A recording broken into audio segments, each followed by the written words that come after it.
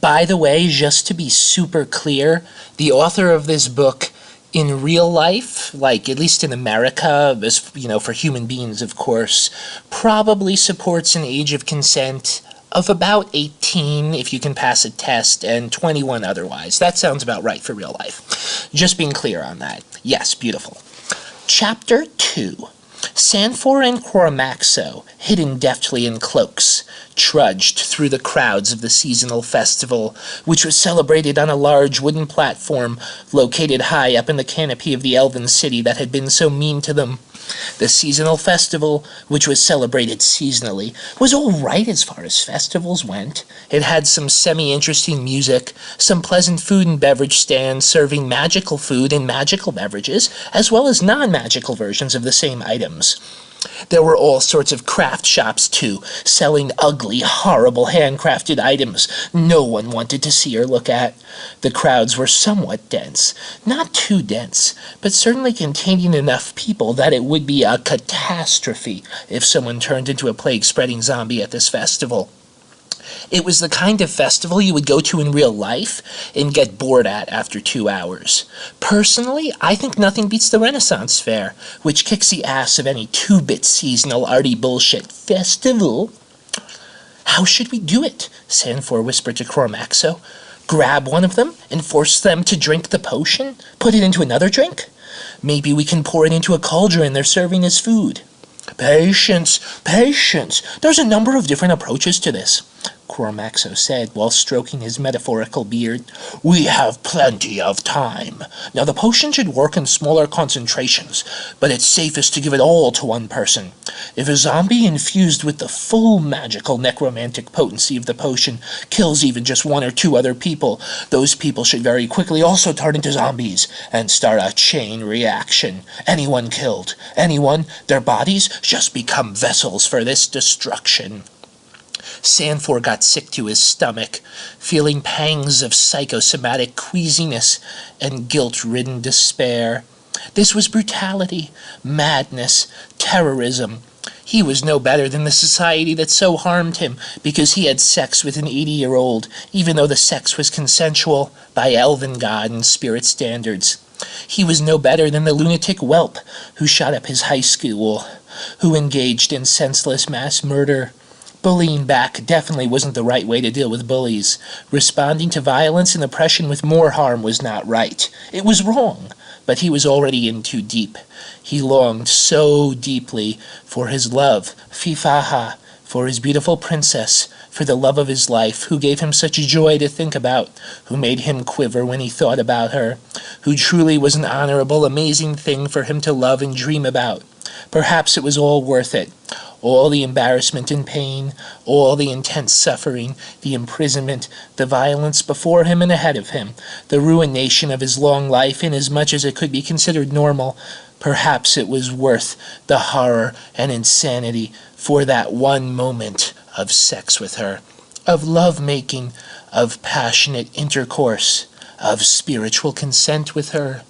His sweet experience with her sweet, honey-dripping breasts that he could still see and admire in his imagination, like she were a goddess of epic proportions. She was someone who captured his imagination so perfectly that he had no imagination otherwise. He was beyond right and wrong. Morality meant nothing to him. He knew the pleasure he once had and the pain that others had caused him. This was all. Fairies lingered around him, trying to persuade him otherwise with their invisible messages and inaudible songs, but it was of no use. Their subtle pokes and prods from another realm could not enter the streams of Sanfor's subconscious. The last place where something could reach him, where something could turn him away from the active terrorism he was intent on committing with Cormaxo. Consent meant the world to Sanfor. Consent was so important to him, the verbal act of ensuring both parties agreed to engaging in sex. Yet due to the arbitrary measure known as years, due to the absurdity that stated 80-year-old elves could not legally consent, even though they spiritually could, he had no choice but to turn himself into a villain, to break bad. One could also say Sanfor was a pussy who was overcoming his pussiness and finally taking responsibility for his obligation to engage in acts that harmed others for a proper cause, that proper cause being the assertion of his dignity. "I see someone who looks like a good candidate," said Cormaxo, pointing over to a young girl who looked to be intoxicated from drinking too much magical ale. The girl was leaning against the pole of a stand that was selling amulet necklaces, looking a bit zombie-like already, coughing intermittently. "We offer her the potion like a drink? Tell her it's booze," Sanfor said, shuddering at the thought of her zombification and the terror it would inflict, while still taking some glee in the process at the same time. Cormaxo nodded. "We can do it together. Or do you want to go up?" "I'll go up, I guess. I'm younger. She might trust me more," said Sanfor. "Here we go. Here we are, getting our revenge against those who would destroy us." "To revenge," Cormaxo said, pumping his fist.